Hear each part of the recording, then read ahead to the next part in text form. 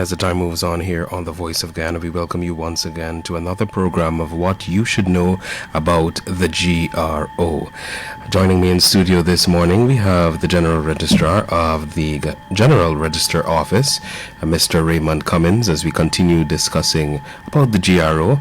Just to recap, last week, Mark Watson, he sat down with Kenesha Roberts Grant, and they were talking about the late registration process and instances when it is done, as well as overseas registration. But today we will be focusing on some of the implementations in 2024 brought to you by the GRO and how you can tap in or benefit. We remind you that if you might have questions for Mr. Cummings, you can get us on 226-4762, and those joining us via our Facebook Live, you can post your questions in the comments and they will be answered this morning. Good morning to you, Mr. Cummings. Thanks for being here. Good morning, and it's good to be here again. Great. As we get into our discussion, I know we will be talking about the 2024 implementations from the GRO, but I think it's a fitting place for us to start about some of the accomplishments that you would have had at the GRO. Specifically, let's start with 2023. What are some of the highlight moments that you'd want to share with us? Okay, let me first remind our viewers, our listeners, that the General Register Office, we operate under what is called the Registration of Births and Deaths Act.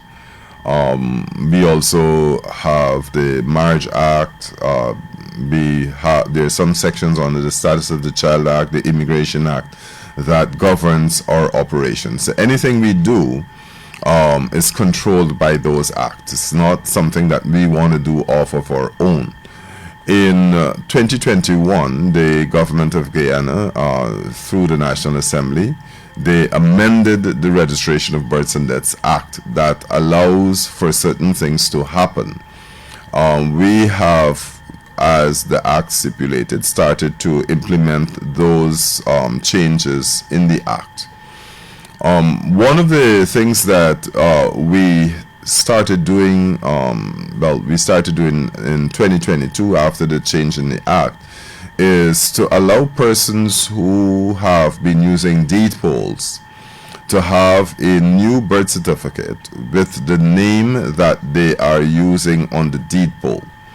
Now, we have many instances where persons would have taken out a deed poll years ago. A deed poll is that instrument where you change your name. So someone may have been given a particular name at birth, and then sometime during their life cycle, they might have changed religion.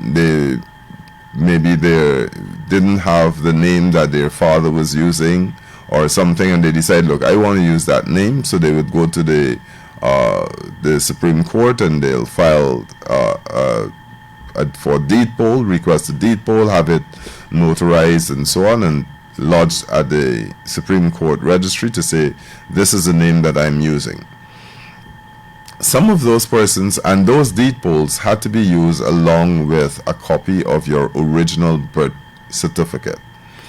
So what happened over the years, some people have lost those deed polls, they can't locate them, and some people also just decided after a period of time that I don't want to use them anymore.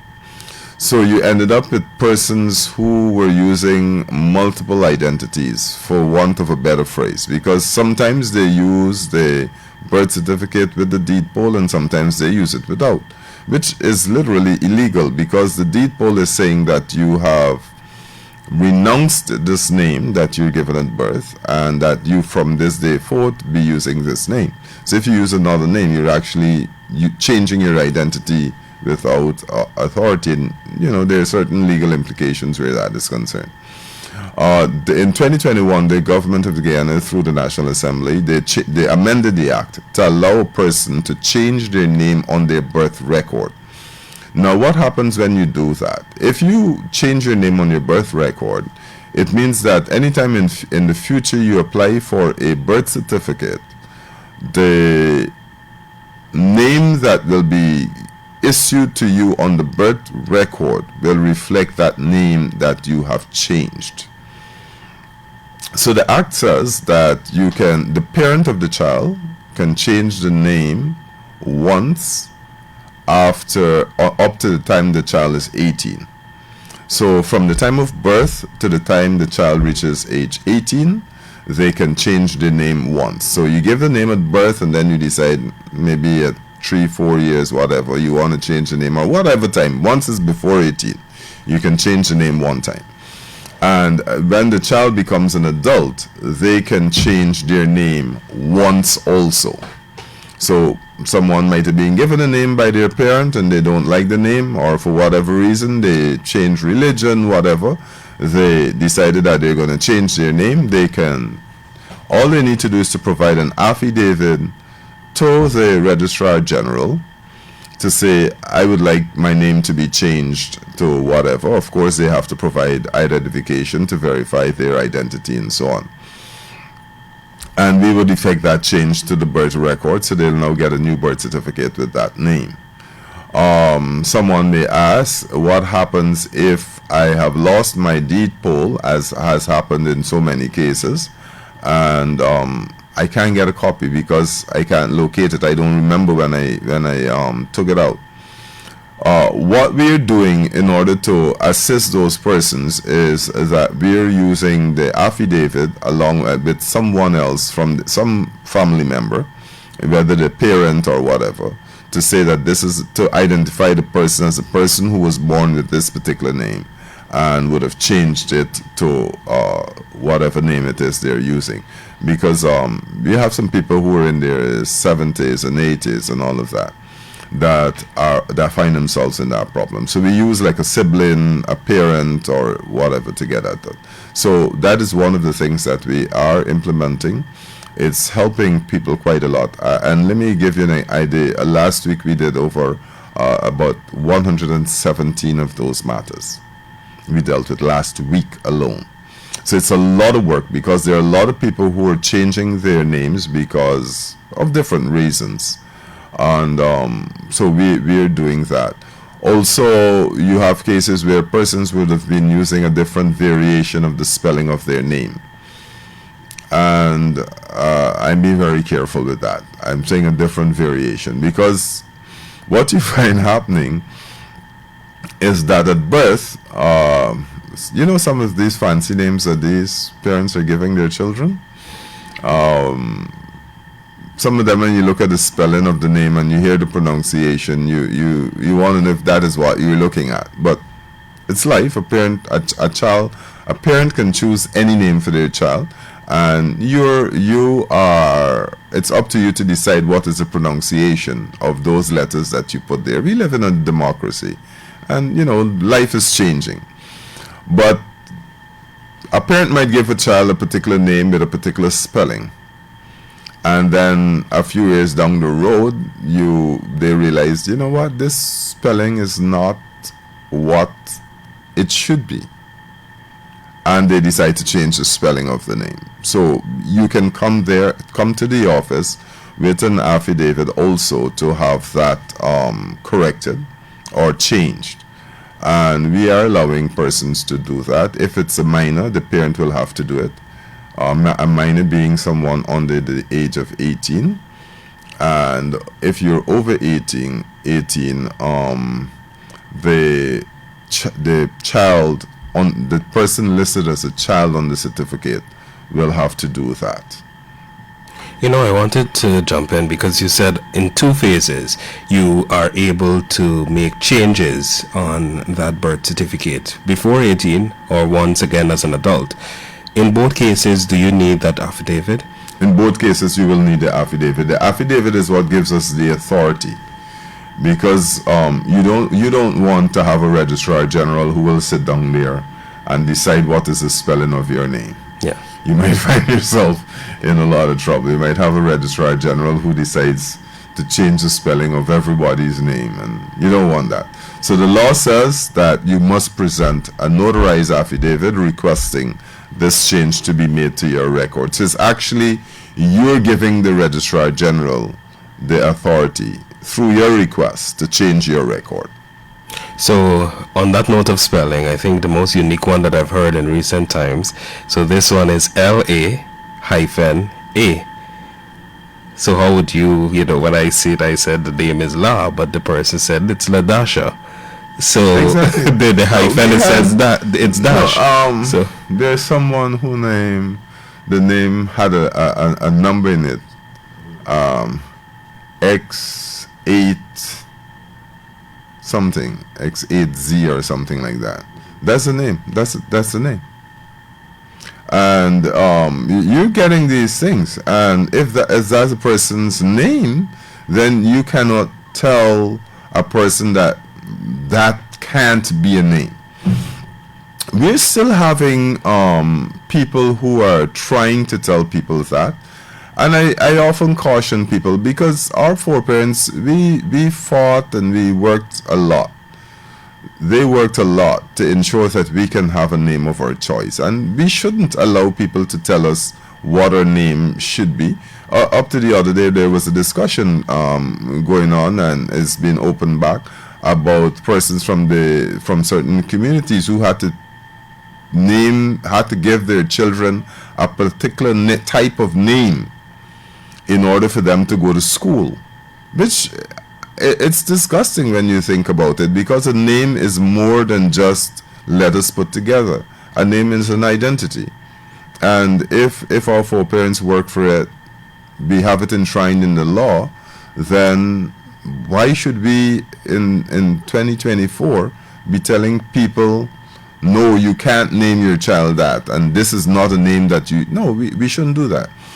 And on the issue of names and how we name people, there was a practice, well, it was more or less the custom and the norm, that if a woman was married, automatically, once she's listed as married, she had to change her last name to that of the person she was married to. That is not quite the case anymore, because of the new amendment that allows a person to choose a name of their choice. So a woman can be listed as married and continue to use the last name, her maiden name, but of course she'll be stated as a married woman, but she'll still be carrying her last name. And I think there are a lot of women who are happy with it. A lot of women fought for it, and a lot of women are using it. So I just want to put that out there, so women would know that they do not have to change their name. Some women are changing their name still. Some women are using a hyphenated name, and some of them are continuing to use their maiden name. The other thing that the amendment allows is at the birth of the child and at the naming of the child, the child no longer have to take the last name of the father if the father signed, or have to take the last name of the mother if the father did not sign. The convention was previously that once a parent registered the child, if the father signed, the child had to carry the name of the father. If the father didn't sign, they had to carry the last name of the mother. No longer the case. The parent decides what last name the child carries. So, for example, two people can be married, and the mother decided that I'm going to continue to use my last name, my maiden name. And when the children are born, they said, look, let's name the children the last name of the mother. Or they can say, look, I don't want the children to carry any of our last names. Let us create a new family and a new name and create a new name. And that becomes the last name. They can do that. There's nothing stopping you from doing that. And while some people are saying, oh, this is not something that should happen and so on, the fact is that what it has done, it has allowed us to catch up with what the rest of the world is doing. Because, for example, in the Latin countries, if you are born in a Latin country, you carry two last names. You carry what is called the first last name of your father, which is your official last name, and you also carry the first last name of your mother. So, for example, me, if I were born, or if I go to live and I assimilate an identity in a Latin country, my last name would be Raymon Cummings Edgel. My children, their last name now would be whatever Cummings and the last name of their mother. Now, what happens is that when some of those people come to Guyana and they make children, because of what our convention was, it was creating issues because they were being forced to carry the last name of their father. But in the Latin culture, if they carry the last name of their father, it no longer looks like if that man is their father. It looks like if he's their sibling. So when those people made children in Guyana, registered the children in Guyana, and went back home, it was creating issues because their authorities now were confused as to how do we deal with this issue. So we have amended our legislation to allow for persons who are coming from all over the world making children. There's some parts of the world that the child takes the first name of the father and not the last name. So, you know, there are all these nuances around the world, and you have people coming here. The world is becoming more of a global village, and the world is evolving, and we cannot be left behind with what is happening. So we have made provisions for all these things. You don't have to do it. It's your choice. You can give a child the name of your choice. So you can decide that I'm going to stick with the convention, or you can decide that I'm going to do whatever it is I think I should do. And on the note of those provisions, let's talk a little bit now on the regional sub-offices. Can you tell us about their location and the services there? We have been able to, over the years, prior to 2020 when I took over as the Registrar General, there were two sub-offices. There was a sub-office in Anna Regina on the Escobar Coast, and there was one in Berbice. But more or less what they did was basically take in applications and send it to Georgetown, and we would process it and send it back. We have now equipped those offices. They have, persons who have been paying attention to what we're doing would know that we are operating with an electronic database, and all the certificates now are being printed. So we have an electronic database that they have access to, the offices, and we have expanded that. We have an office in Region 1 and an office in Region 9 right now that are functioning. Since Regions 1, 2, of course the main office is in Region 4, Region 6 and Region 9.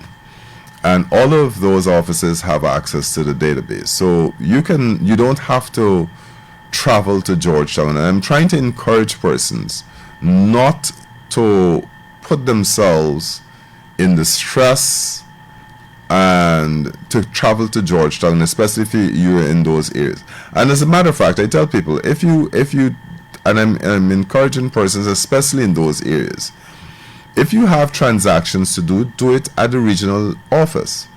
Why you do it at the regional office? Because one, they don't have as much transactions as we have to do at the main office, and therefore your transaction will be treated a lot faster.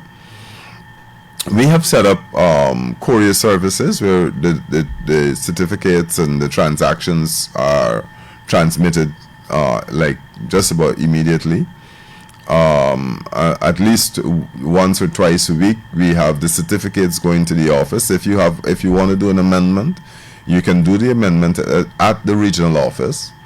We have systems in place that everything can be worked out and that certificate get to you within a reasonable time. Definitely faster than if you visit the office in Georgetown. Not to mention the cost that you'll have to pay in transportation the whole day. And the staff at the regional offices, they have all been trained, they're competent, they have the equipment, they have everything at their disposal to do whatever transaction you'd want to do in Georgetown. So we have been encouraging persons to utilize the services. There's sometimes when people come to the office in Georgetown because they do not have enough of the information and all the different things that they need to present, we still have to tell them, look, you have to go to the regional office. Because we don't want to tell them to travel to Berbice and travel back to town. You can just pop in. It's in right in Anarija, in New Amsterdam at the regional office. Just pop in. You ask for the GRO office, you can go and get your transaction done rather than, up and down and spending a whole day and a lot of money. So we have that going, and we're encouraging persons to ensure that they use those services. Earlier last week, the staff that were here, they spoke about the registration of overseas births. That is another issue, and I want to encourage persons who would be in Guyana, Guyanese who would have went overseas, traveled overseas, made children overseas, and you are back in Guyana, you are with your children in Guyana, to please don't wait until you are ready to have something done for the child, to have a passport issue, to have an ID card issue. Then you come to register the child, because it takes time. And the longer you take, it's the more time it will take, because we now have to go check records. We have to get the documents that you supplied verified. So it takes time. It's not that you come in today and you get it and you walk out. And I remind persons that if a child is born overseas and you're registering the child in Guyana, you're not applying for a Guyana birth certificate, as some persons say. And you have people doing that. I made a child in Trinidad, and I am here now and I want to apply for a birth certificate. We can't. How are we going to give you the birth certificate? The child wasn't registered in Guyana. So first you have to register the child in Guyana as a Guyanese, a child born to a Guyanese, overseas. And somebody might say, well, what am I talking about? Okay, then you go to apply for your passport, because I use these examples so people could understand. Many documents, when you go to apply, you see they have, you're a citizen of which country. You take Guyana, and then they got birth, descent, naturalization. So the one that we're talking about, because you're born in Guyana, you're born in another country, but your parents are Guyanese. That is what you call a Guyanese by descent. So when the parent comes back to Guyana with the child, or they don't even have to come back, they can still be living in the other country, they send in the documents to register the child as a Guyanese by descent. So that person becomes eligible for all the different things that a Guyanese will become eligible for, including ID card and passports and all these different things. So what we find is that many people, they wait until they're ready to get a ID card or passport for the child, and they got to get a passport because they got to travel, and now they start running all over the place. It doesn't make sense. You find yourself that you made a child overseas, register the child, but Guyanese, we very funny, right? We like, no, we got a foreign child. So we want to register the child. You do not lose anything. You gain. So we don't take away your citizenship from another country. We can't do that. We can't take away your citizenship from another country, because in the Commonwealth countries, it is allowed that if you're born in that country, you are eligible to be you are considered a citizen of the country. You're entitled to certain rights. So it doesn't take that away from you. You will still have that right. But what you're doing is applying to be registered. So you also are registered as a Guyanese. If I'm born in Trinidad, I'll still have my Trinidadian birth certificate that I could go if I want and apply for Trinidadian passport and ID card and vote in the elections and all of that, whatever they allow me to do. And I can do the same thing in Guyana, because I am a citizen of Guyana by descent. Of course, some countries have what do they call it? A time that you have to stay, residency requirement for you to get certain things, because like in Suriname and Brazil and so on, there are different residency requirements. But I'm talking about Guyana. You are entitled, once your parent is a Guyanese, to be registered as a Guyanese born overseas. Do not wait until you're ready to get a passport and then do it. It's clogging the system because, of course, what's happening in Guyana. Guyana is becoming the new hotspot, or has become the new hotspot. Everybody wants to come to Guyana. Our passport over the last 3 years, have gained significant strength. And because of that, a lot of people want Guyana passport. Because there are countries that you can visit that you don't require a visa. And therefore, everybody who got children born all over the world and they want to use a Guyana passport, now trying to get a Guyana passport. So you have that, that issue that we're dealing with. But we're coping. But what I'm trying to tell people is that you have to be patient, because it's not an automatic process. We have to verify and vet those documents that are being presented, because of course we don't want to be registering persons who are not entitled to those sort of privileges. Mr. Cummings, we just have about 4 minutes more for this program. Quite a lot of information shared. But I want us to touch, before you go, on the regional registrars and their role and how persons in the various regions can reach out to them as well. Okay. Under the Registration Births and Deaths Act, there is a provision for what's called registrars in the regions, who would have the authority to act on behalf of the Registrar General. We are in the process of having them installed in all the regions.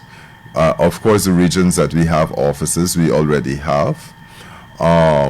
But what it allows us to do, it allows them to do, is to do everything that can be done at the Registrar General's office, main office in Georgetown. And that is part of, it's in the act. It would just, previous Registrar Generals just never appointed registrars. It allows for the persons in the region to access the service, to save time and money, to get information in real time, and basically to enjoy all the services that we offer at their location without having to travel and incurring expenses. You talk about people.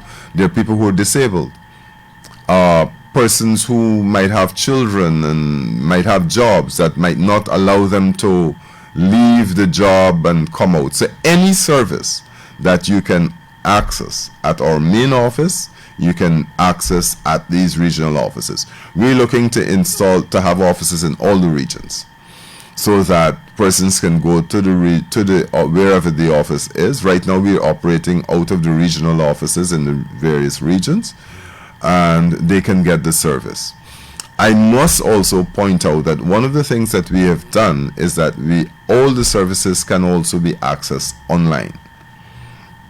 And I'm encouraging persons to use the online service. It is a lot simpler for them and for us. It saves a lot of time, energy, frustration, everything. We do everything that we do in person can be done online, including interviews if we have to conduct interviews with people. We do that all the time. There are too many people who just come in and sitting. I mean, you can't stop it. Guyanese, we like going online. We go, some people come and literally sit down at the office. What are you doing? I just sitting down waiting on somebody. And I'm waiting to see if I could get this thing done. It's not necessary. We have the signs when you go in the offices. Use the online service. If you have a query, you send a text message to 610-9394. You send the query there, and someone will respond to you. But Guyanese like to sit down sometimes, but and they like to see people. They like to see who they're talking to and all of that. They don't like these things. But we have to move with the times. We are receiving over 100 interactions on the WhatsApp alone, on that one number. Because when you text that number based on whatever, what is a transaction, they will send you to another chat for you to do it. Per day, we have the Facebook page, where persons can also use the messaging and do the same thing. There is also the Instagram and the email. You can send us an email. What we try to do, you can send us a regular text message too. And the thing is, with the WhatsApp, you don't have to only text, because somebody might know to text, or they might take too long to text and so on, or they might be visually impaired. They can send a voice message. So you can literally send us a voice message and say, don't call. We're not taking calls, because it's not set up to take calls. So you can send us a voice message if you are visually impaired. And if you're visually impaired and you send a voice message, you need to say, look, I'm visually impaired, so we could send back a voice message so that you'll know what to do. And we can guide you through. We can take your information, we process it, and we tell you when. The good thing is with the online service is that when your transaction is completed, someone will tell you your transaction is completed. They give you a number, a transaction number. Could you please come and pick up your document, or do you want us to post it to you? Whatever it is. That's very easy and convenient. Thank you, Mr. Cummings, for taking time out to be here as we spoke today on the implementations from the GRO in 2024 and even beyond. I know you will continue to innovate and ensure the systems are faster, more accessible to everyone as well across Guyana. We were talking with the General Registrar from the General Register Office, Mr. Raymon Cummings, on today's program of What You Need to Know About the GRO. Thanks for being here. Thank you.